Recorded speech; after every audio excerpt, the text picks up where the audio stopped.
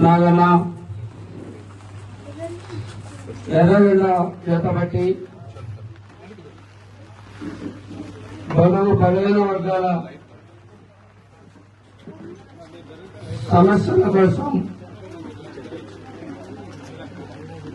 దున్నేదానికే భూమి కావాలా, కూలి పెంచాలా,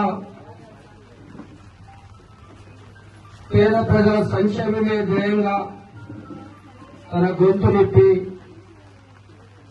పాలకులకి తన గొంతు ద్వారా పాలకుల కళ్ళు తెరిపించే దానికోసం నాగన్న చివరకంటూ ఎర్రజెండా నీడన ఎర్రజెండా